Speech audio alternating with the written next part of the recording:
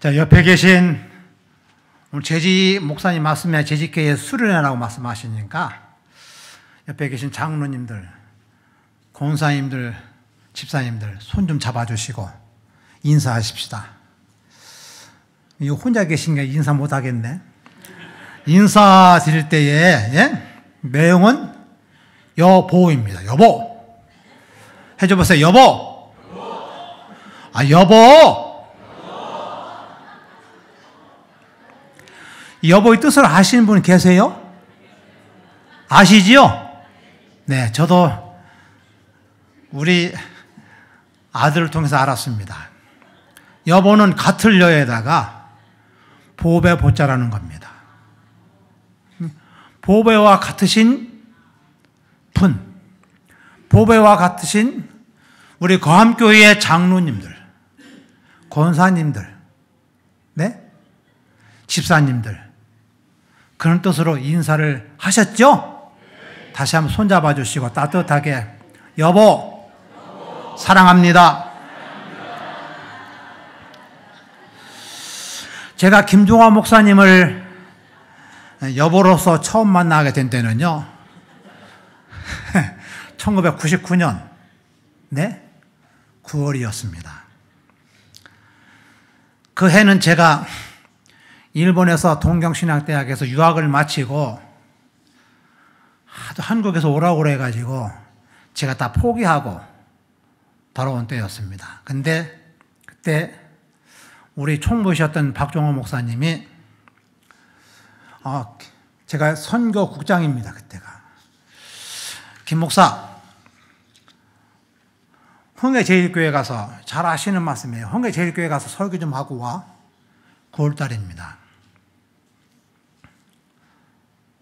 그때 제가 처음 김종하 여보의 목사님 김종하 목사님을 처음 뵀습니다. 그때 포항에 흥해제일교회이시니까 제가 목사님 성함도 압니다. 조일선 목사님.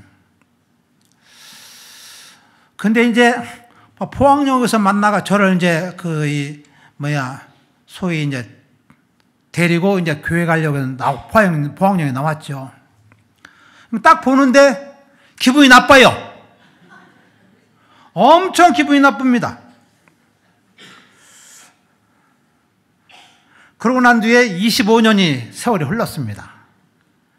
그동안 기분 나쁜 것을 제가 저장하고 오느라고 얼마나 힘들었는지 몰라요. 아시겠죠? 성도님들, 왜 김종호 목사가 우리 담임 목사님 뵙고 기분 나빠하셨을까? 네? 거기 이유가 있습니다. 25년 만에 처음으로 제가 고백한 때입니다. 그 이유는 저보다 너무 미남이시라는 거야.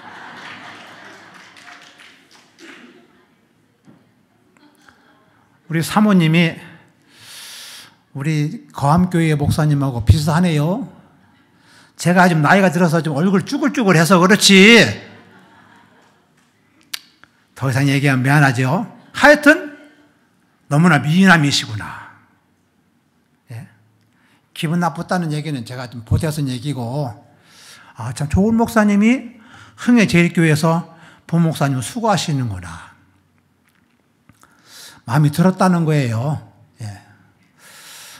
성도님들, 우리 김 목사님 보시면 기분 나빠하지 마세요. 저렇게 생긴 목사님, 미남 목사님 모시기가 힘듭니다. 하여튼 저는 25년 전에 목사님 만나 뵙고 참 기분 나빴던 일을 생각할 때 지금 죄송스럽지요. 저보다 미남이셔서 참 좋으시게 했습니다. 그 후에 총회 교육원, 제가 총무를 그만두고 떨어졌지요. 제 두 번째 떨어져가지고 교육원이 운영이 어려우니 옆에 있는 분들이 교육원을 원장으로 와라. 그 제가 이제 또 목회하다 그만두고 교육원 원장으로 갔습니다. 그때의 김종화 목사님을 참 자주 뵙게 됐습니다. 지금 생각하면 목사님의 참 교육원을 통해서 참 우리 교육원 하면 되게 교재 발행이 많은 데인데 참 애쓰신 그런 기억이 나고요. 실력이 없으시면 글 쓸 수도 없지요. 김종화 목사님이 그렇게 그만큼 소위 이제 장례 설교 예배라든가 구역 예배 교제라든가 등등 여러 책을 내서 교육원을 운영하는데 김종화 목사님의 영향이 지대했습니다. 어쩌면은 김종화 목사님이 이런 걸 잘못하면은 김종무 목사가 교육원 원장으로서 참 일 잘했구나 라는 얘기를 못 듣지요. 그만큼 김종화 목사님이 교육원을 통해서 소위 교재 발행, 목회의 교재 발행 등등을 전담하셨기 때문에 가능했었던 것이죠. 지금 생각하면은 우리 목사님의 영향이 참 컸었습니다. 김 목사님의 교재 책을 쓰면은요, 매우 성서적이고, 내용이 알차고, 제가 왜 그러냐면은 마지막 책을 출판하려면 누가 봐야 되죠? 최종적으로 누가 책임져야죠? 원장이 책임져야 되기 때문에 제가 자세히 읽었습니다. 근데 김 목사님이 쓴 책을 보면은 참 내용이 좋고 성서적으로 아주 풍부한 그런 상식을 가지고 계시던 분이라는 것을 제가 지금도 생각이 됩니다. 그 뒤로 김 목사님의 활약에 의해서 또 저의 원장이었던 제가 열심히 노력을 해서 교육원에 많았던 문제들을 다 해결하고 이제 그만뒀습니다만 그 뒤에 우리 교육원이 없어졌습니다. 우리 김종화 목사님도 참 아픈 마음 가지고 계실 겁니다.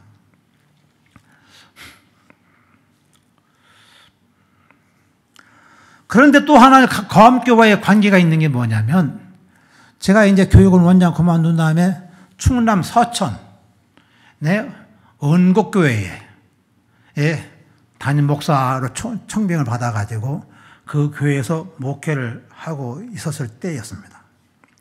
목사님께서 서두에 말씀하셨지만은 김종화 목사님이 거암교회를 새로 땅을 구입해서 교회 건축하는 데에 여러 가지의 어려움이 많다는 얘기를 제가 소식을 듣고 가서 내가 좀 기도로 좀 응원을 해야 되겠다. 그래서 제가 멀리 서천에서 여기 송파의 구청 앞에서 모여서 우리 성도들이 기도해야 한다는, 그렇죠? 한다는 소식을 듣고 제가 멀다 생각 안 하고 뛰어서 달려왔습니다. 그러면 이제 뒤에서 예배 보려고 오는데 김종화 목사님이 목사님 멀리 오셨는데 한번 인사 말씀 한번 하시죠. 네? 저도 멀리 왔는데 인사 한번 해야죠. 그래야 체면이 서지 않겠습니까? 왜 답변이 없으셔요? 그래서 이제 목사님 순종하는 말씀, 저는 담임 목사님 말씀에 순종하는 사람이니까 네, 그렇게 하겠습니다. 그때 저는 나와서 이렇게 얘기했어요. 저는요, 충남 서천군 문산면 은곡리에서 왔시요. 그렇게 인사를 드리니까 그때 모였던 기도회에서 나와서 그냥 으쌰으쌰 하려고 나왔던 분들이 다 웃는 거예요. 예?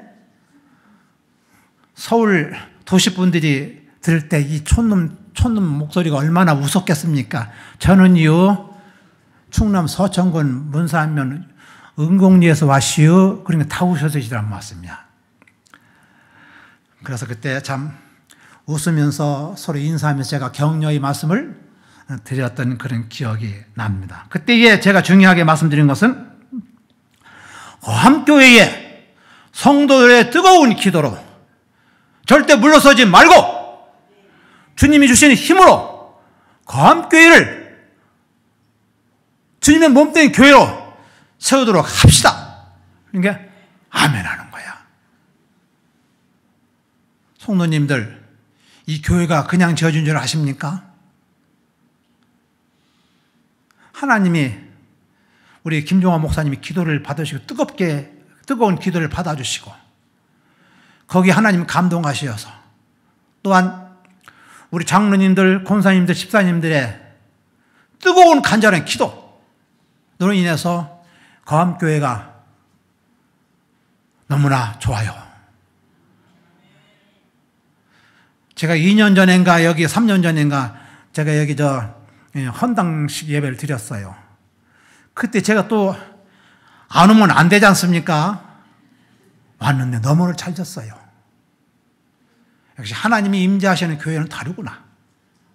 하나님께서 김종원 목사에게 주신 지혜, 능력, 권능으로 이 교회를 주셨다고 생각하고 기쁨으로 제가 그때 얘기했어요. 김 목사님, 앞으로 또 교회를 새로 지어야 될 겁니다.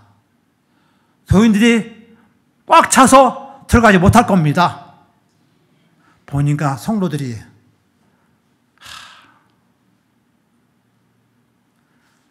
쉬운 말로 많이 늘었어요. 하나님이 우리 목사님과 성도 여러분의 기도로 응답해 주셔서 앞으로도 사랑이 넘치는 교회, 그리스도의 향기가 넘치는 그런 거함교회가 되어지길 간절히 기도합니다. 지금 이 시간은요, 2025년도의 새해를 맞이해서 하나님께 재직회의 수련회 예배로, 다시 말씀드리면 2025년도에 주님의 몸된 거함교회를 섬기는데 어떤 믿음의 자세로 섬겨야만 되겠는지 결단하는 기도의 예배가 아닙니까? 결단하는 기도의 예배입니다. 제가 결단하는 예배라고 말씀드렸어요. 예배가 그만큼 중요합니다. 저는 늘 얘기를 하기를 예배는 신앙의 본질이다. 예배는 신앙의 본질이다. 저는 이 말씀을 생각하면서 어떻게 우리 재직회의원들이 섬기면서 예배를 드리면서 신앙적으로 섬길까 생각을 하면서 오늘 말씀은 에스겔서의 말씀 그리고 요한복음의 말씀을 택했습니다. 그래서 주님이 주신 능력으로 재직회원 한 분 한 분에 섬기면서 우리 교회가 이 지역 사회에 빛이 되고 소문나는 교회가 될 수 있을까? 그 교회 가니까 말이야 은혜가 넘치는 거야. 그 교회가 말이야 가니까 말이야 김종화 목사님이라는 사람이 말씀을 전하는데 엄청나게 은혜의 말씀 전하는 거야. 우리 성도들이 그 교회 좀 처음 가는데 우리 거함교회 성도들이 그리스도 향기가 꽉 찬 교회가 된 거야. 이렇게 소문나는 교회가 되려면은 예배는 신앙의 본질이니까 예배를 잘 드려야만 된다. 정성되이, 그냥 정성되이 드려야만 된다고 생각합니다. 저도 기관 목사를 오래 했지만은 그러나 좀 목회를 하면서 느꼈던 일들이 참 많이 있죠. 제가 설교할 때는 이렇게 목소리가 크니까 졸질 않지만 제 목소리 크지요? 네? 저는 그 졸면은요, 아유, 봐라. 졸면 저는 소리를 치는 사람이니까. 아프네, 그 정말 그거. 예배가 정말 제가 가지고 있는 귀하게 여기는 신앙의 본질이기 때문에 예배를 잘 드려야만 한다는 것이죠. 근데 우리 거함교회의 예배 순서를 보니까요, 간단하면서도 꽤 복잡해요. 아침에도 말씀하셨지만, 목사님 하셨지만, 일부에는 전통적인 예배를 드린다. 그 2부에서는 축제적인 예배를 드린다. 그렇게 말씀을 하시더라고. 다 좋아요. 네. 그러나 이제 일부 예배를 제가 좀 살펴봤어요. 목사님께, 목사님, 우리 거함교회에 주보 좀 한 장 보내줘 보세요. 제가 한번 이 카톡으로 보내서 살펴봤습니다. 근데 이 거함교회의 예배를 순서를 보니까 좀 여러 가지의 그 말씀으로 되어 있습니다만 제가 이제 사실은 전공이 예배학입니다. 그리고 논문은 성만찬론입니다. 그때 예배의 순서에 그런 관심이 많이 있습니다. 그러는 가운데에 주보를 더 좀 보니까 이 교회를 섬기셨던 목사님 이름, 유영규 목사님, 네? 그리고 김종호 목사님, 그리고 이제 부목사님, 그리고 전사님들, 권사님, 장로님, 권사님들이 쭉 나와요. 그러다가 주보를 더 자세히 읽어보니까 거기에 일본의 제일 대한 기독교회의 토요하시 교회의 얘기가 나와요. 선교사 김성원 목사라고. 사실 제가 김성원 목사에 앱이 되는 사람입니다. 놀라시네. 김성원 목사가 나고야 밑에 있는 토요하시 교회에 지금 현재 가서 한 6년째 됐습니다. 처음에는 시모노세키 갔고요. 거기에 이제 조현병 환자가 있어가지고 다른 분한테 넘겨주고 이제 도야시 교회, 나고야 밑에 도야시 교회가 있습니다. 언제 한번 목사님이고요. 선교단을 만들어가지고 도야시 쪽에 가가지고 한번 전도를 한번 해보시고 오세요. 예? 한국 찬송 부르면서. 예. 자, 예배되는 사람인데, 사실은 이 김성원 목사가요, 그냥 목사가 된 게 아닙니다. 저도 사실은 목사를 어렵게 됐지만요, 예? 나중에 또 설교할 기회가 있으면은 목사 된 이유를 제가 한번 말씀드릴 때가 목사님 또 주시겠습니까? 근데 김성원 목사는요, 사실은 일반 대학을 졸업했습니다. 그리고 뭐 회사에 다녔어요. 근데 할아버지가 소천하시면서 하시기 전에 그 손자를 부르더만, 야, 성원아, 근데 우리 집안에 장남이니, 할아버지도 목사요, 애비도 목사이니, 너도 목사 되라. 그 3대째가 우리 김성훈 목사입니다. 근데 이 녀석이, 참 죄송합니다. 목사님한테 이 녀석이 있네요. 근데 이 김성원 목사님이 그 후에 할아버지 돌아가시고 난 뒤에 2년쯤 어느 날 지엄마한테 어머니 나 지금 신학교 와가지고 목사 하겠습니다. 아버지한테 절대 얘기하지 마세요. 그래가지고 한신을 졸업했어요. 한신을 이제 공부를 했어요. 근데 그때 이제 공부하고 있을 때 일본의 어느 교회 같은 친구였던 친구가 목사는 아니면 친구가 한국에 놀러 왔어. 만나가지고, 야, 너 같은 사람이 목사 돼야지. 그리고 일본에 와서 제일동포를 위한 그런 목사가, 제일동포 목사가 돼야지. 거기에 확 넘어가가지고, 그냥 그것이 하나님이 부르시는 소명감으로 생각을 하고 일본으로 갔습니다. 안수 받고. 열심히 하고 있습니다. 교회가 어려운데 우리 거함교회에서 주보에 우리 도야시 교회에 선교헌금 후원하는 거 아시죠? 네? 거함교회의 뜨거운 기도와 헌금의 후원으로 지금 열심히 선교사로서 일을 하고 있습니다. 거함교회 재직회원 여러분, 우리 김성원 목사가 뜨겁게 좀 제일동포를 위해 구원의 말씀을 전할 수 있도록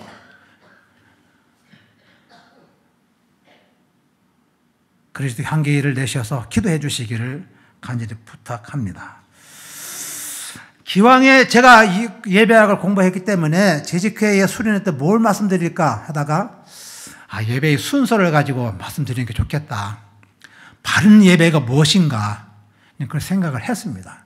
제가 예배학 공부를 했으니까, 그리고 열심히 그 책에 대해서 그런 관계된 책들을 많이 봤으니까.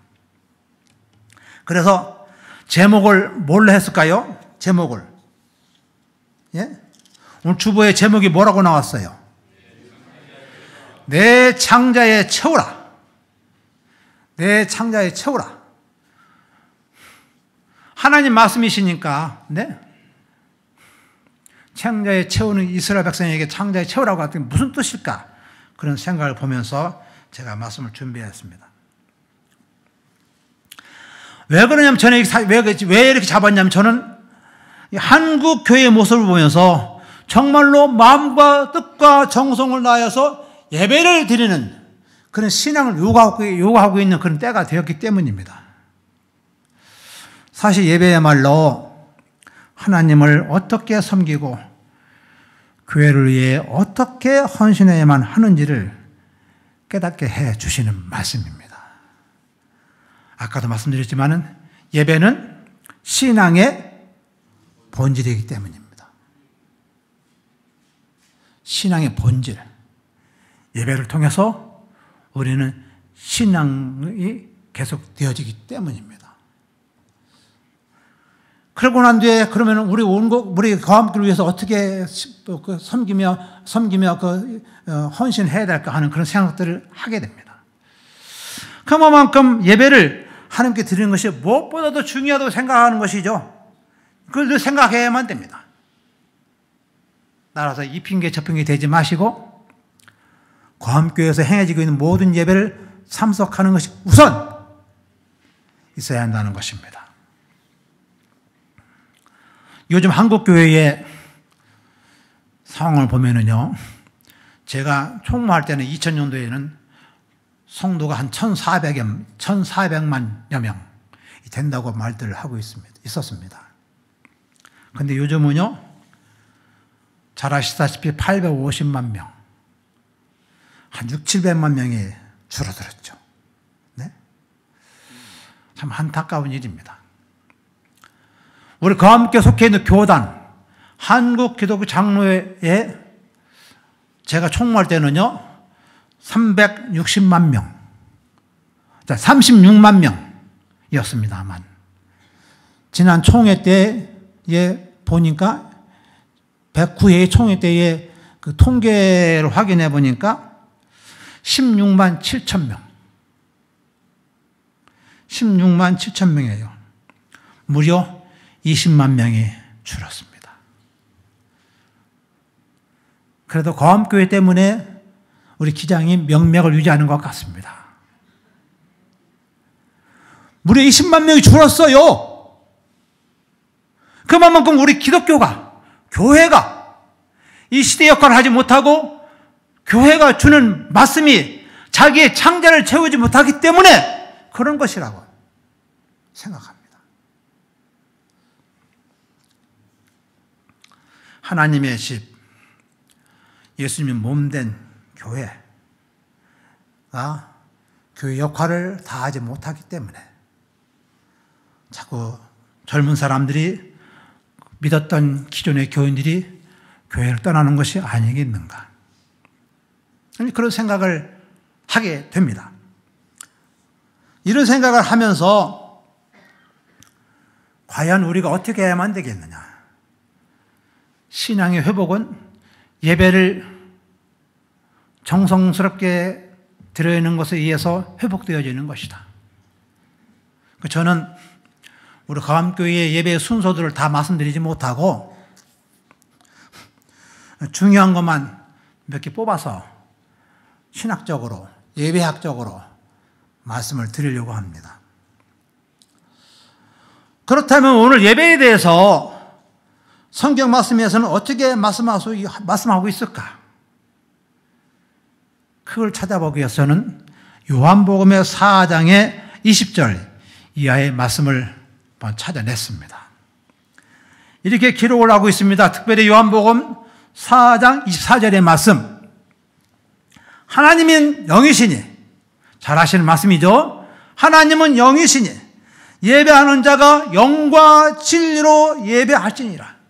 예배하는 자가 영과 진리로 예배할지니라. 요한복음 4장 20절에 나와 있습니다.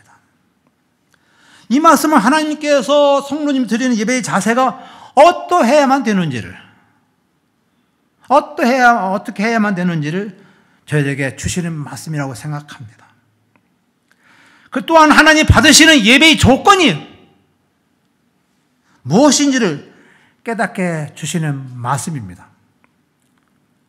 성도 여러분이 드실 때에 하나님 보시기에 예배의 조건이 차질 않으면 절대적 하나님도요 받아주시지 않습니다. 그러니까 하나님은요 그냥 설렁설렁하게 계신 분이 아닙니다. 여러분들이 신앙을 다 측량해보고 오늘도 우리 거함교회 성도들이 창자에 하나님 말씀을 잘 채웠는가, 말씀을 통해서 김종환 목사님 말씀을 통해서 이 창자에 잘 채웠는가, 그걸 보시는 거예요.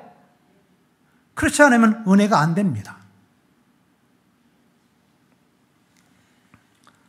그렇다면 영과 진리라는 뜻이 무엇일까? 영과 진리. 하나님은 영이시니 예배하는 자가 영과 진리로 예배하지니라. 그런 면에서 영과 진리란 건 무슨 뜻일까? 이 말씀은 하나님은 영 자체라는 겁니다. 육의 눈을 가지고 있는 사람들은 하나님을 볼 수가 없어요. 잘 아시죠? 잘 아시죠? 신앙의 눈을 가지고 있지 않으면 하나님을 만나볼 수가 없어요. 하나님이 영이시니 그만큼 피조물인 우리의 인간들은 유한하신 분이 아니라는 것을 깨닫고 하나님을 만나볼 수 있도록 우리 믿음에 하나님 말씀을 채워야 한다는 것이죠. 사실 성만찬 논리가 여기에 퍼지는 건데 나중에 목사님 통해서 좀 잘 들어보시기 바랍니다.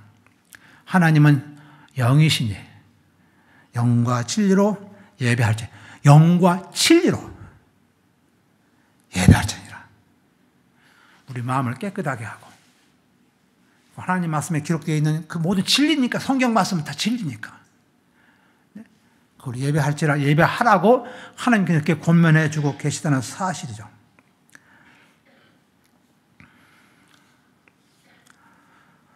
거함교회에서 드리는 예배를 통해 하나님은 충분히 여러분에게 은혜를 베푸실 그런 준비가 되어 있으십니다. 그러시죠? 근데 여러분께서는 그것을 거부하면 하나님도 아주 짜고운 하나님이시니까 안 주시는 거지. 마음문을 열고 은혜를 사모하면 주시고, 은혜를 진정으로 사모하면 여러분들이 창자를 열어서 하나님께서는 쳐놓으시지. 그런 믿음 가운데에 신앙생활을 해야만, 거함교회에 우리 김 목사님 그걸 원하실지도 몰라요. 예? 저처럼 체면 보신이라고 큰 소리 못 치셔서 그렇지만은, 예? 저 같은 사람이 오늘 가면 또 안 오니까 뭐 체면 볼 거 있겠습니까? 막 그 소리 질러대는 거죠. 영과 진리로 예배를 드려야만 난다는 것을 제가 말씀드리는 것입니다. 진리라는 것도 뭐냐? 진리. 영과 진리니까 진리라는 게 뭐냐? 참 마음입니다. 진심, 진리, 참 마음입니다. 인간의 마음이 아니라 하나님의 마음으로 돌아가는 것을 의미합니다. 인간의 마음에 멈추는 게 아니라 하나님 마음으로 돌아가야만 된다는 것을 저희들에게 말씀해 주고 있는 것, 그것이 이제 진리입니다. 다시 말씀드리면은 하나님께서 계시하신 진리를 말합니다. 또한 말씀드리면 진리라는 것은 구체적으로 예수님을 말하시는 겁니다. 나는 길이요 진리요 말씀하시지 않습니까? 요한복음 14장 6절 말씀. 나는 길이요 진리요 생명이니 나로 말미암지 않고는 뭐라고 그래요? 아버지께로 올 자가 없느니라. 예수님 자체가 진리입니다. 그 말씀은 자체를, 그렇기 때문에 우리는 순종해야만 됩니다. 순종하는 마음은 교회를 잘 섬기고 재직의 역할을 잘 감당하는 것이 사실은 진리 가운데 사는 것입니다. 따라서 예배는요, 거함교회 성도님들에게 하나님의 영광과 능력이 임하시게 하는 통로라는 사실입니다. 통로. 막힘이 없는 통로. 거함교회만 딱 들어오면은 예수님이 영과 진리를 맞이하시니까 우리는 구원의 길로 갈 수 있는 통로가 어디라고요? 거함교회입니다. 거함교회. 제가 오전에도 말씀드렸습니다. 거함교회. 거는 클 거, 암은 바위암. 제가 이제 이렇게 얘기하니까 저도 집에 가가지고 거함교회를 기도해야죠. 왜? 거함교회는요, 겟셋마네 동산의 큰 바위 앞에서 손을 모으시고 기도하신 예수님이 생각나기 때문입니다. 이 거함교회에 겟셋마네에 있던 돌이 있는 곳이죠. 초가 2개 켜져 있습니다. 영과 진리입니다. 예수님과 성령님이 함께 하시는 겁니다. 하나님은 위에 계시고, 아니 교회 전체에 계시니까.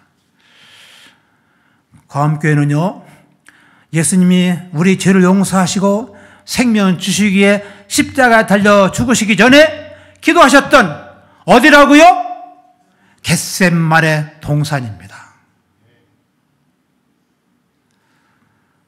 얼마나 귀한 말씀이에요. 성도님들, 내 믿음 가운데에 거함교회는 교회다. 예? 생각하시고 신앙생활을 철저하게 영과 진리로 신앙생활 하시는 것이 되시길 간절히 원합니다. 그리고 예배로서 최후의 승리할 수 있는 곳은 다른 데가 아니라는 거죠. 주님의 거룩한 집, 주님의 몸된 교회, 거함교회라는 사실을 깨달으시고 열심히 신앙생활 하십시오. 하나님이 여러분의 수고와 여러분의 노력과 여러분의 기도를 다 갚아주실 것입니다. 히스기야가 그냥 병고침 받은 게 아니에요. 주님을, 하나님을 그만큼 섬기고 하나님 사랑했기 때문에 뜨겁게 기도한 게 아니겠습니까? 믿었기 때문에, 하나님이 고쳐주실 줄을 믿었기 때문에 벽에 대고 기도하지 않았습니까? 하나님이 너희 눈물을 보았노라, 내 병을 고침을 받았노라 말씀하시는 거 아니겠어요? 이게 진리요, 하나님, 영이신 하나님께 드리는 진리의 말씀입니다. 따라서 예배는 하나님이 임재하신 시간이라는 사실, 하나님이 생명을 주시는 시간 꼭 기억하시고 열심히 기도하시는 성도님 되시기를 간절히 기도합니다. 저는 오늘 다 말씀드리지 못하고 우리의 거함교회의 예배 순서를 보니까 묵상, 임예송, 신앙고백, 성시교독, 찬송 또는 찬양, 기도, 성경 봉독, 설교, 헌금 기도, 광고 또는 알림, 축도의 순으로 되어 있습니다. 저는 여기서요 다 빼고 찬송과 기도, 찬송과 찬양, 그리고 성경 봉독, 그 다음에 설교에 대해서만 말씀을 드리겠습니다. 찬송, 찬양, 그 다음에 성경 봉독, 기도, 설교에 관해서만 말씀드리고 은혜를 나누고자 합니다. 제가 여기에서 여러분들의 잘못된 게 있으면은 회개하시고 바로 잡아야만 됩니다. 구체적으로 기도의 방법을 제가 예배학적으로 설명을 드릴 겁니다. 꼭 기억을 하시고 올바른 기도, 바른 기도를 하시는 성도가 되시기를 간절히 원합니다. 찬양, 찬송, 기도, 성경 봉독, 설교입니다. 첫 번째 말씀은 찬양에 관한 말씀입니다. 찬송을 어떠한 자세로 드려야 될까 하는 말씀입니다. 예배를 드리기 전에 임예송도 하지요. 또 성가대의 찬송으로도 하지요. 그러면서 하나님께 드리는 예배를 시작을 알리는 겁니다. 찬송은 때로는 찬양으로 하기도 하고 찬미라고 부르기도 합니다만, 하여튼 저희들은 이 찬양과 찬송을 통해서 서로 꼭 마음속에 담으실 것은 뭐냐면 하나님 은혜를 나누는 그런 시간이다. 여러분들 보시면은 찬양 찬송 보면은요, 작사가 있고 작곡자가 있습니다. 다 이분들은요, 그냥 만든 게 아니에요. 성령의 감동으로 작사를 했고 성령의 인도하심으로 작곡을 하게 된 겁니다. 그럼 우리가 그걸 통해서 찬송하고 그것을 찬송의 가사를 음미함으로 말미암아 성령의 간구하는 가운데 은혜 받기를 원하는 겁니다. 찬송할 때에 다른 생각하면 안 되죠. 이분의 신앙 고백이 기록되어 있는 찬송을 부름으로 말미암아 우리도 함께 은혜를 나누고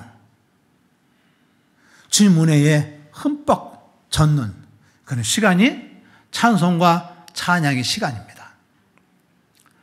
옆에서 장난하지 마시고, 네? 목사님 몇 장입니다면 금방 찾아서 찬송하실 마음을 그런 꼭 기억을 하셔야만 됩니다. 물론 외국에 그 번역된 찬송도 많아요. 근데 그 찬송을 하실 때는 그 안에 꼭 신앙 고백이 들어있다는 것을 꼭 기억하시고 은혜를 나누시는 찬송이 되시기를 간절히 기도합니다. 근데 찬송에는요, 종류가 있어요. 거기에는 경배가 들어있고, 거기에는 간구가 들어있고, 거기에는 봉헌 찬송이 있고, 결단의 찬송이 있습니다. 경배 찬송은요, 마음과 뜻과 정성을 다해서 하나님께 드리는 찬송이기 때문에 언제든지 요 하나님을 경외하며, 요 하나님을 경외한다고 되어 있습니다. 경외. 믿음을 다해서 우리 입을 통해서 하나님의 언어를 경외하는 가운데 찬송해야겠다고 생각해야만 됩니다. 그것은 진심으로 하나님 섬기겠다고 다짐하는 찬송이 되는 것입니다. 간구 찬송은요, 성가대가 찬양하는 것을 의미합니다. 우리 죄를 대표해서 아름다운 목소리로 대표해서 찬양하는 겁니다. 단순히 저분은 참 목소리가 좋아, 네? 그렇게 하는 게 아니죠. 그분들도 찬양 성가대에 준비하기 위해서는 기도하는 가운데에 성가대에서 찬양을 준비합니다. 목소리를 간직해야 되겠죠. 이왕이면 모든 성도들에게 예쁜 목소리로 찬송으로 찬양을 하기 때문에, 그렇기 때문에 우리는요, 성가대의 찬양을 통해서 은혜 받는 시간이 되어야만 합니다. 그들이 목소리를 통해서 하나님 음성을 들어야 한다는 것입니다. 하나님 음성 쉽게 듣는 것이 아닙니다. 성가대의 노력과 수고와 기도, 성가대 대장의 기도로 인해서 우리에게 은혜를 베풀어 주는 시간이 성가대의 찬양 시간입니다.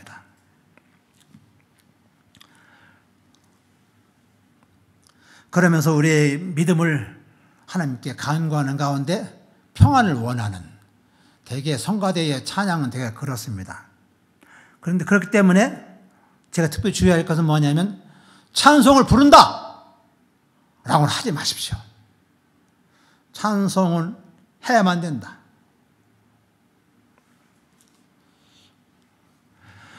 찬양의 찬송의 찬은 높일 찬이고 송은 부를 송입니다.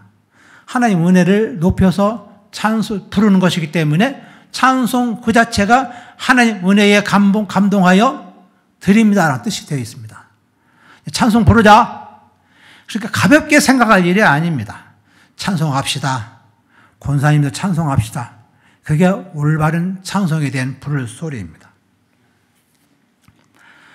또 결단 찬송이 있는데 다 드리지 못합니다만, 결단 찬송은요, 설교와 봉헌을 한 다음에 드리는 찬송이기 때문에 그것도 우리 믿음을 다해서 하나님 아버지, 이제 말씀을 들었습니다.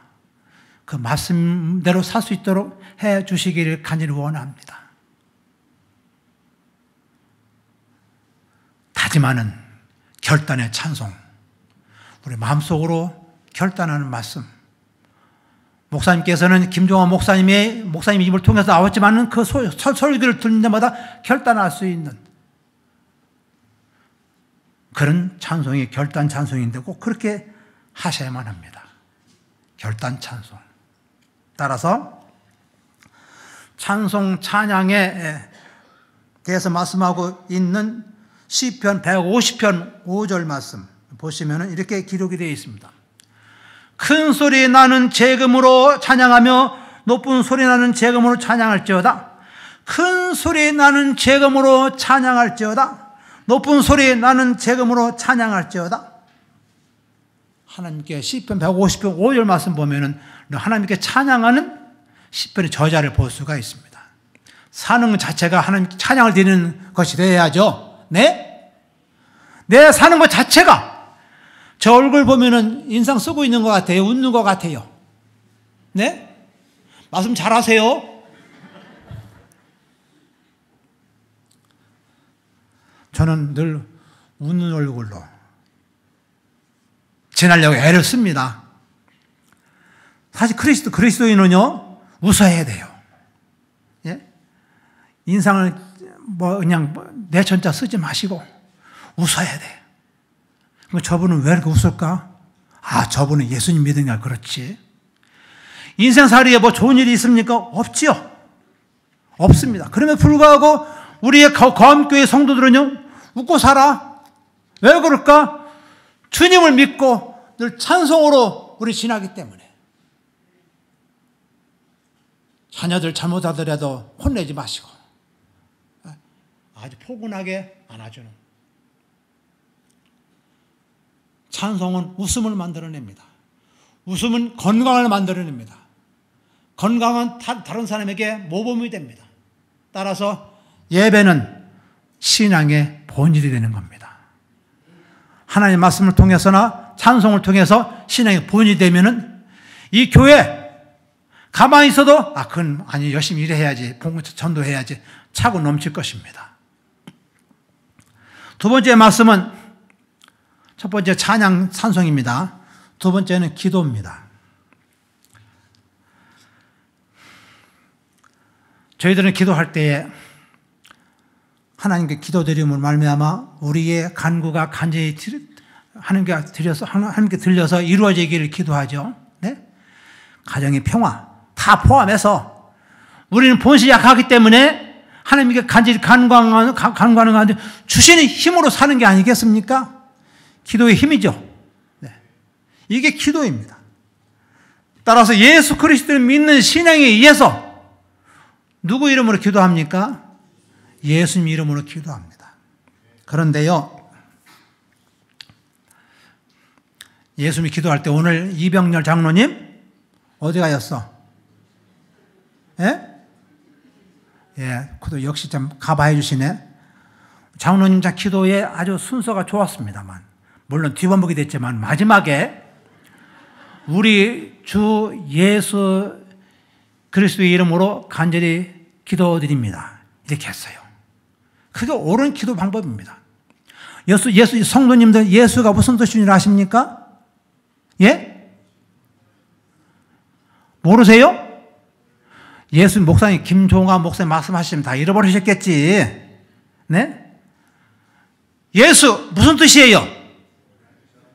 예? 구원입니다. 네, 감사합니다. 예수란 건 구원이라는 겁니다.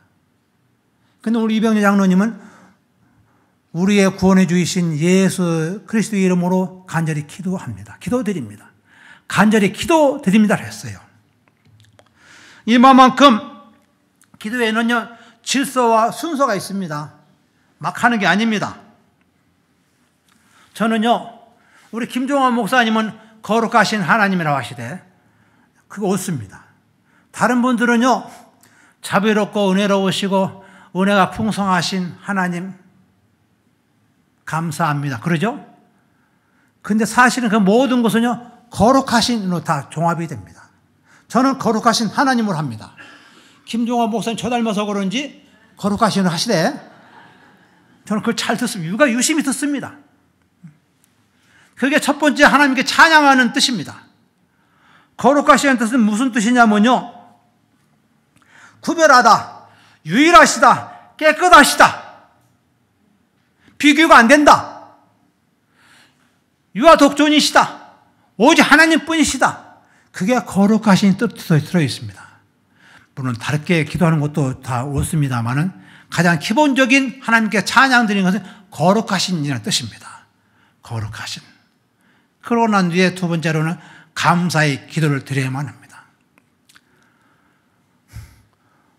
감사하는 것도 쉽게 되는 게 아닙니다. 그만큼 은혜를 받았으니까 감사가 나오는 게 아닙니까? 하나님께로부터 은혜를 받았으니 감사하는 마음으로 하나님 아버지 은혜 감사합니다. 거룩하신 하나님, 찬양 끝났어요. 그 다음에 은혜 감사합니다. 감사의 기도를 드려야 합니다. 감사가 꼭 기도드립니다. 일용할 양식 주시는 것도 감사요. 이 근방에 다른 교회에 가지 않는 것도 감사요. 오직 거함교회에 나와서 은혜 받는 것도 그것도 하나님의 은혜야, 감사야. 이런데 이제 크게 좀 하십시다. 우리 거함교회 제가 좀 이렇게 올려주니까, 네? 다른 교회에 가지 않고 거함교회에 나와서 은혜 받고 살 수 있도록 인도해 주신 하나님 은혜 감사합니다. 세 번째로요, 감사의 기도가 끝난 다음에 꼭 이대로 기도를 해야만 됩니다. 감사 중구난방으로 하지 마시고 감사의 기도가 끝난 다음에 나의 죄를 용서해달라는 참회의 기도를 해야만 됩니다. 하나님 아버지, 부족한 주님의 종이 죄를 졌습니다. 용서하옵소서. 하나님 아버지, 장로이지만 우리 거함교회를 잘 섬기지 못했으면 저를 섬기고 있는데도 겸손하게 얘기하는 거예요. 그렇게, 네? 섬기지 못하면 용서하시기 바랍니다. 자기의 죄를 참회하고 기도하는 겁니다. 그래야 하나님께서 자, 너 겸손한 마음으로 소합향의 향기를 드리는구나. 하나님이 그 기도를 들어주신다는 것입니다.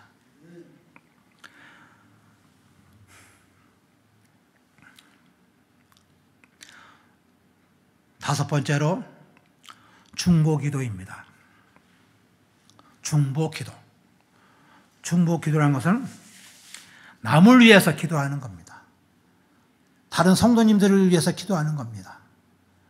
목사님들은 그 기도 많이 하시죠. 그러나 우리 재직회원들도요, 남이 어렵게 된 일을 소식을 들었으면 중보기도를 해야만 됩니다. 우리 장로님, 권사님, 권사님, 집사님들 이 어려움이 있습니다. 하나님 용서하여 주시고 다 주님께서 평안한 마음 허락해 주시옵소서. 주님의 뜻대로 살아가야 할 저들이 오니 하나님 말씀 순종하는 가운데 살 수 있도록 주님 역사하여 주시옵소서.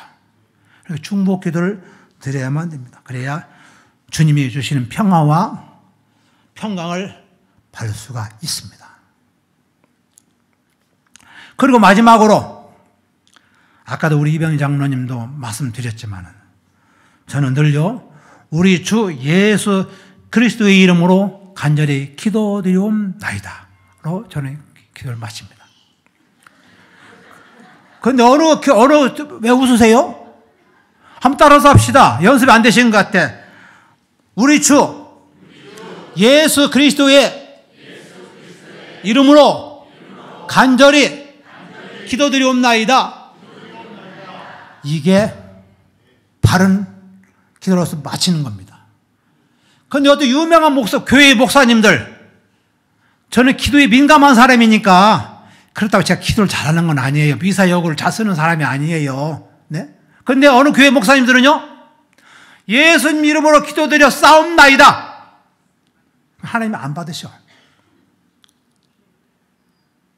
주님의 이름으로 기도드려 싸움나이다.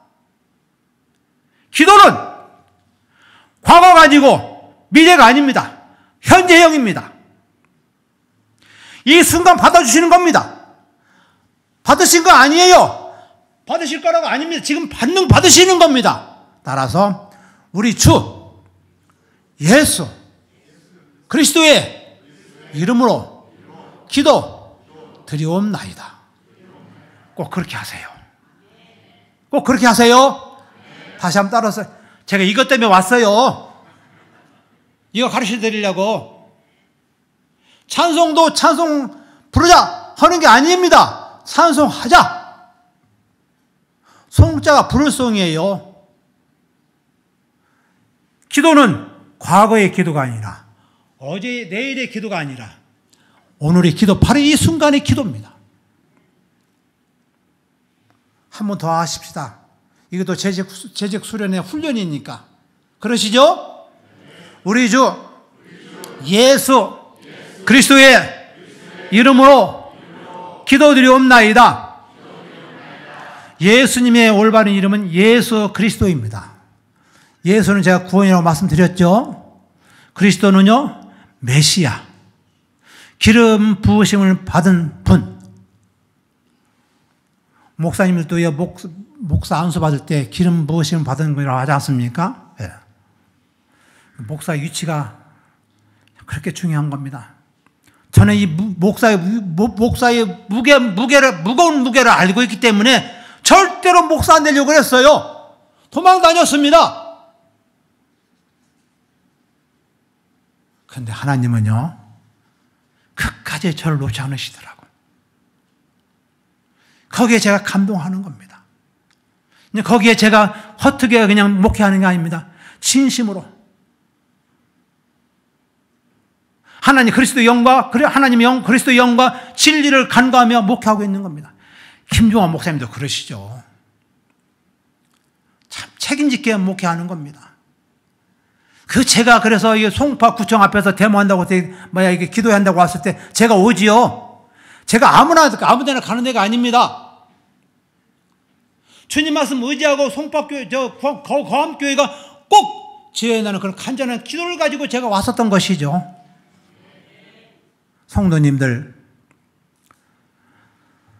이런 신앙적 책임이 있음을 기억하시고 꼭 기도하시는 성도 여러분 되시기를 간절히 기도합니다. 그래서 제가 늘 기도를 얘기하지 않습니까? 기도는 과거가 아니고 미래가 아니라고. 지금 것이라고. 제가 거기에 합당한 말씀을 찾았어요. 잘 아시는 말씀, 고린도 후서 6장 2절에 있는 말씀입니다. 고린도 후서 6장 2절. 이렇게 기록이 되어 있습니다. 이르시되 내가 은혜 베풀 때에 너에게 듣고 구원의 날에 너를 도왔다 하셨으니 보라 지금은 은혜 받을 만한 때요. 보라 지금은 은혜 받을 만한 때요. 이게 과거입니까? 미래입니까? 현재죠. 지금 이 순간 은혜 받을 만한 때요. 그래야 기도하는 겁니다. 하나님이 주님이 나에게 은혜를 담뿍 주시기 때문에 그걸 믿고 기도하는 것이죠. 주님 말씀 의지하여 우리 예수님 이름으로 기도드렸습니다 하면 하나님 안 주셔. 꼭 기도하십시오. 그렇게 합시다. 우리 주 예수 그리스도 이름으로 간절히 기도드리옵나이다. 누가 기도를 마지막에 잘못하면요, 뭐라 해주세요. 아니야, 틀렸어. 그럼 저한테 데리고 오세요. 하나님이 들어주시는 기도를 해야만 됩니다. 그래야 은혜 가운데 살 수 있는 것입니다.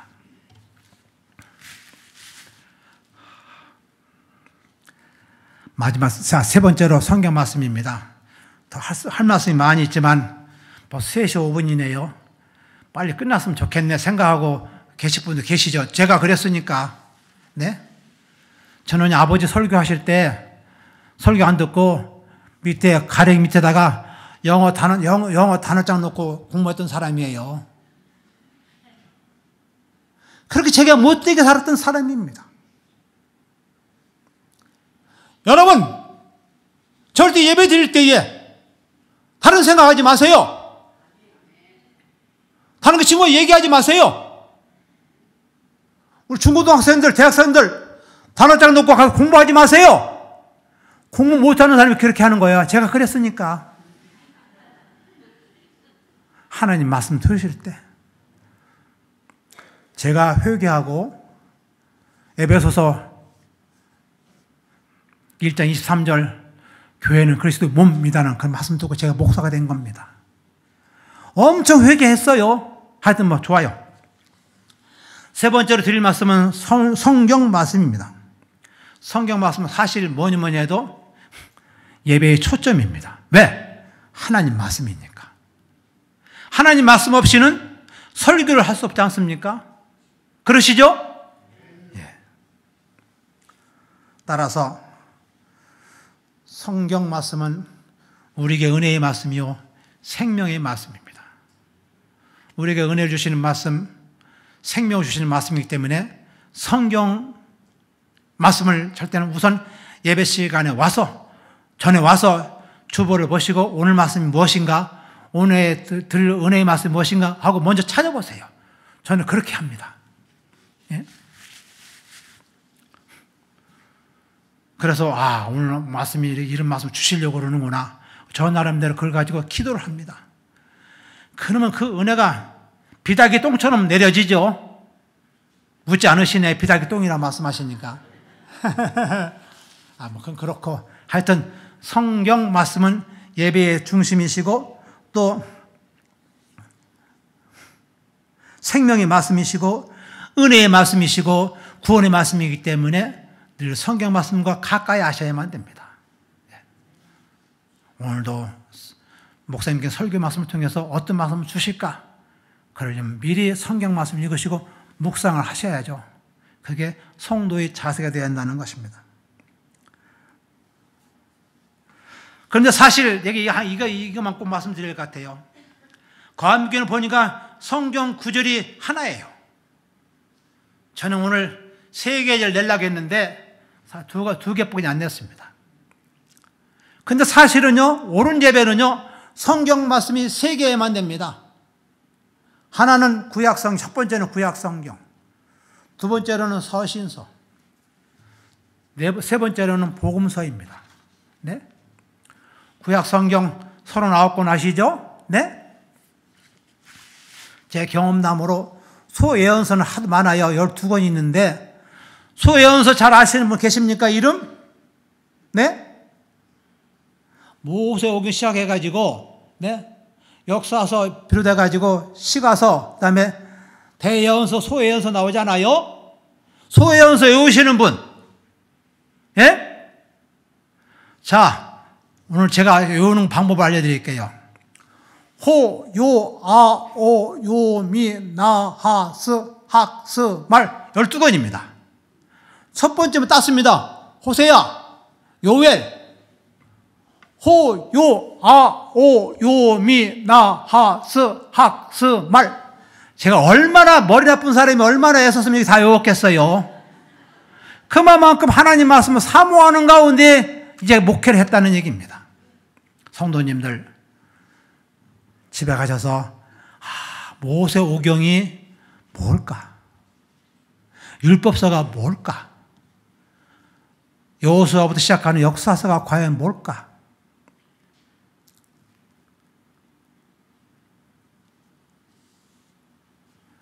이사야부터 시작하는 예언서가 과연 뭘까? 그리고 말라기를 통해서 어떻게 예언하고 있을까? 신약 성경은 몇 권이죠? 27권이죠? 네. 구약 성경을 먼저 했어요. 그 다음에 신약 성경에는요, 서신서하고 그 다음에 복음서가 있습니다. 네 번째는, 첫 번째는 복음서지요. 네? 그 다음에 사도행전은 예언서이고, 로마서부터 유다서까지는 서신서입니다. 예? 그리고 마지막 계시록은 예언서인데 함께 다 서신서로 봅니다. 이 서신서는요, 어떻게 예수님이 제자들이 전도를 했고 예수님 말씀을 어떻게 전파했는가, 그 결과가 무엇인가, 성도님들, 장로님, 권사님들, 집사님들, 적어도 우리 거함교회 재직회라면은 적어도 이 신약성경, 구약성경, 신약성경 읽으시면서 예수님 제자들이 어떻게 복음을 전하고 어떻게 신앙생활을 했고 어떻게 각국에 퍼져가지고 복음을 전했는가, 그 정도는 알고 계셔야 한다고 생각합니다. 아시겠습니까? 저처럼 똑똑하지 못한 저처럼 소예언서 호, 요, 아, 오, 요, 미, 나, 하, 스 대단하지 않습니까? 네? 호, 요, 호세야, 요엘, 아, 아모스, 호요, 아오, 요미, 나하스, 학스, 말. 오크라카 한번 재보세요. 해보세요. 외우세요. 그 서신서를 통해서 제자들이 어떻게 했는가? 마지막에 복음서를 읽습니다. 제가 이게 우리 기장총회에서 만든 제도입니다. 마지막에 복음서를 읽을 때 어떻게 예수님께서 복음을 전했는가 하여튼 모든 성도가 다 일어납니다. 그 복음서를 듣습니다. 김종호 목사님 그걸 알고 계실 겁니다. 알고 계실 텐데 안 하시는 것 같아. 구약성경은 예수님에 대한 예언입니다. 예, 아시겠어요? 예. 서신서는 예수님에 대해서 어떻게 복음을 전하는지를 알게 하는 말씀입니다. 그리고 종합해서 경건한 믿음으로 일어나셔서 예수님 말씀을 듣는, 모두 다 일어나서 듣는 성경 봉독을 꼭 장로님 한 분만 하지 마시고 세 분, 예? 장년, 청년, 주일학교 나와서 봉독할 때에 거기 하나님 은혜가 함께하시는 사실을 믿으시고 그렇게 했으면 좋겠다는 제가 김종호 목사님께만 공개화시키는 거예요. 예. 그래서 부흥되는 교회, 정말 이 지역에 소문나는 교회, 그게 대단하구나. 소문나는 교회가 되시기를 간절히 기도합니다. 마지막에 시간이 없기 때문에 설교에 관한 말씀으로 제가 줄이겠습니다.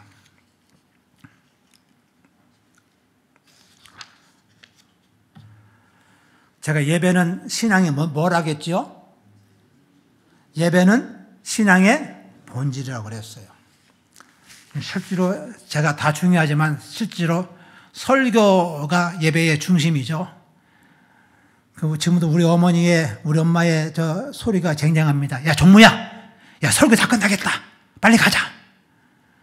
설교가 마치 예배의 중심인 것처럼, 전부인 것처럼 얘기를 하시죠. 예. 그만큼 설교 말씀이 예배에 귀중하다는 것을 알게 되는 것이죠. 예. 그래서 제가 에스겔서의 3장 1절 이하의 말씀을 제가 읽었습니다. 또 그가 내게 이르시되 인자야 너는 발견한 것을 먹으라. 너는 발견한 것을 먹으라. 너는 이 두루마리를 먹고 가서 이스라엘 족속에게 말하라. 제가 강조한 게 있습니다.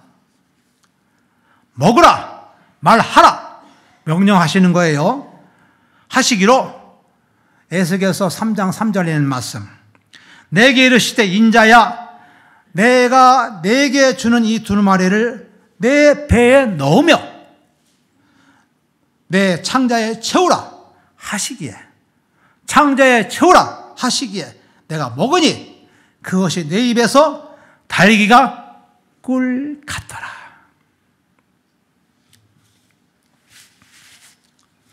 에스겔의 뜻은요, 무슨 뜻이냐면 하나님이 단련시키시다. 하나님이 단련시키시다. 간절히 바라왔건데 하나님께서 여러분들 믿음의 훈련을 시켜서 모두가 에스겔처럼 되시기를 간절히 기도합니다. 하나님이 단련시키시다. 하나님이 강하게 하신다. 모든 원수를 이겨내고 모든 어려움을 이겨낼 수 있도록 힘을 주시는 분이 하나님이시고 그게 뜻이 에스겔이라는 뜻입니다. 나는 에스겔이야. 이스라엘도 중요하지만 에스겔 뜻이 그만큼 중요하죠. 제가 좀 다른 말씀 다 줄이겠습니다. 여기에 보면은요, 에스겔이 주신 말씀 중에서 인자가 과연 누구인가? 네? 근데 발견한 것이 무엇인가? 두루마리가 무엇인가? 이스라엘 족속에게 말하라의 뜻이 무엇인가? 또한 하나님은 에스겔에게 두루마리를 내 배에 넣으며 내 창자에 채우라 이 뜻이 무엇인가를 우리는 알아야만 됩니다. 그게 에스겔의 3장 1절 이하에 있는 말씀입니다. 특별히 말하라. 말하라. 이 두루마리를 먹고 가서 이스라엘 족속에게 말하라. 두루마리라는 것은 성경 말씀입니다. 또 여러 가지 복잡하게 다 되어 있습니다만 성경 말씀을 두고 얘기하는 겁니다. 그 성경 말씀을 듣고 뭐라고 얘기하시면 말하라는 뜻입니다. 설교하라는 뜻입니다. 김종원 목사님은 이 말씀을 가지고 성경 말씀 읽고 우리 성도들에게 어떻게 말할 수 있는지 그걸 고심하고 기도하는 가운데 설교의 말씀을 준비하는 게 아니겠습니까? 여러분에게 달기가 꿀 같은 그런 말씀을 하시기 위해서 얼마나 애를 쓰신 줄 아십니까? 성경 말씀 보시면은 요거 에스겔서의 3장 1장을 보시면은요.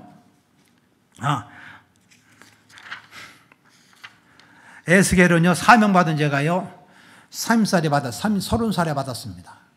그렇기 때문에 에스겔서 1장 말씀 보시면은요 이렇게 말씀하시는 겁니다. 1장 8절에 있는 말씀. 에스겔 3장 1절에 있는 말씀. 또 그가 내게 이르시되 인자야 너는 발견한 것을 먹어라. 그럼 말하라. 그러고 난 뒤에 두루마리에 대해서 설명도 하기도 하고 또 그것이 달기가 꿀맛 같은 그런 양식이라는 것도 말씀을 하고 그렇습니다. 이거 설교의 말씀인데 사실은 에스겔이 30살에 사명을 받았습니다. 나이가 30세가 되었습니다. 그는 에발강가에는 바벨론에 있는 소위 메소포타미아 위에 있는 북쪽에 있는 강을 두고 얘기하는 그발강가에서 거기에 사명감 받아가지고 하나님 말씀을 사명받고 두루마리를 먹고 그 입을 열어서 말씀하게 된 겁니다. 이와 같이 사명받았으면 엄청나게 주님 말씀 전하는 데에 온 생명을 다하게 된 것이죠. 이때가 주전 593년이라고 그래 기록이 되어 있습니다. 에스겔이 30살 때예요. 이렇게 하나님께서는 에스겔에게 두루마리를 직접 목도로 지시하시고 그 에스겔에게 그 맛이 꿀과 같다는 반응을 이끌어내신 다음에 그 다음에 하나님의 말씀을 언약의 백성들 이스라엘에게 가서 말하라. 김 목사님도 사명감 받으시고 저처럼 사명감 받으시고 많은 묵백성에게 말하는 그런 목사가 되신 것이 아니겠습니까? 우리 듣는 자들은 자세가 어떤 자세가 됩니까? 그 말씀을 경청함으로 인해서 은혜 받고 그 맛이 꿀과 같이 다른 말씀으로 변하게 하는 것이 우리의 책임입니다. 여기에서 인자야 에스겔 3장 2절 말씀 인자야 너는 발견한 것을 먹으라. 너는 이 두루마기를 먹고 가서 이스라엘 백성에게 말하라. 그렇게 명령하신 말씀을 듣고 이것이 곧 설교라는 것을 저는 생각하게 됩니다. 설교는 예수 그리스도를 구주로 고백하는 사람들이 들을 수 있는 특권입니다. 아무나 듣는 게 아니죠. 네? 성도님들 은혜 사모하는 가운데 여기 앉아있지. 예? 김종무가 뭐라고 앉아 들으시느냐 말씀이에요. 그게 아닙니다. 하나님 말씀이 귀중하기 때문에 김종무라는 목사의 입을 통해서 어떻게 두루마리를 택해가지고 네? 내 창자를 채울 수 있을까? 그리고 그 창자에 채우는 그 맛이 꿀과 같이 달달하게 말씀 될 수 있을까? 그 생각을 하기 때문에 이렇게 바쁘신 중에서도 여기 앉아 있는 것이 아니겠습니까? 하나님을 주시는 은혜 가운데 살려고. 따라서 다른 예배 순서도 다 중요하지만 설교 말씀은 영혼에게 힘이 되는 말씀, 그리고 기쁨을 주는 말씀이기 때문에 정신을 집중해서 하나님 말씀 듣고 은혜 가운데 살아야 되겠다는 그런 생각을 하게 됩니다. 늘 생각하는 것은 하나님 말씀 듣고 그 말씀이 내 창자에 채우는 그런 성도가 되어야 되겠다. 아무나 창자에 채울 수 있는 자격이 있는 게 아닙니다. 예수님을 우리 구주로 삼고 예수님께 나에게 생명의 말씀 주시고 하나님 백성이 되었기 때문에 내 창자에 채우는 겁니다. 여러분은 그게 독이 되면 창자에 채우겠습니까? 요즘 마약이 유행인데 하나님 말씀이 마약 같으면 저 창자에 채우겠습니까? 아니죠. 그 생명의 말씀이고 은혜의 말씀이고 내 영혼을 새롭게 하는 말씀이기 때문에 여러분들은 귀하고 귀한 내 창자에 하나님 말씀을 채우고 설교 말씀을 통해서 채우는 것이 아니겠습니까? 사랑하는 재직회원 여러분, 그리고 고암교회의 당회장 되시는 김종호 목사님은 진정으로 성도 여러분 창자의 기쁨으로 채울 수 있는 설교가 되기 위해서 늘 고심하시고 애쓰시고 마음으로 고뇌하시며 말씀을 준비하시는 것으로 저는 알고 있습니다. 성도 여러분의 영혼에 생명을 주고 신앙을 더 강건하게 만들어 주기 위해서 김종호 목사님은 수고하시는 그 모습을 저는 기억합니다. 그리고 그 뜨거운 기도, 간절한 소망이 있었기 때문에 성도 여러분의 기도와 함께 이 귀한 고암교회, 주님의 몸된 교회, 이 고암교회를 진 것이 아니겠습니까? 다시 한번 말씀드립니다. 고암교회는 겟셋만의 동산입니다. 주님께서 우리 죄를 용서하시고 십자가에 달려 죽으시고 영원한 생명을 주시기 위해 눈물이 피눈물처럼 흘리면서 기도하신 주님, 그 주님은 겟셋만의 동산에 기도하신 분입니다. 오늘도 겟셋만의 동산인 고암교회를 통해서 눈물이 피눈물처럼 되기 위해서 기도하시는 김종호 목사님 기억하시고 기도하십시오. 우리 성도님, 우리 김종호 목사님도 여러분들을 위해서 기도하실 것입니다. 말씀 듣는 거 한마디 한마디 그게 생명의 말씀이 은혜의 말씀이라고 생각하시고 이 지역에 소문나는 교회, 칭찬받는 교회, 그 주님이 사랑하신 교회로 만들어갈 수 있는, 그리고 주님이 주시는 사명을 잘 감당하시는 고암교회의 재직교회 회원 여러분이 되시기를 주님의 이름으로 축원합니다. 기도하시겠습니다. 사랑이 많으신 하나님 아버지, 은혜 감사합니다.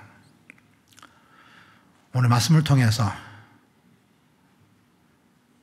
주님의 말씀을 저희 창자에 채울 수 있는 은혜 허락하여 주시옵소서. 저희들에게 주신 사명을 잘 감당할 수 있는 은혜 허락해 주시기를 간절히 원합니다.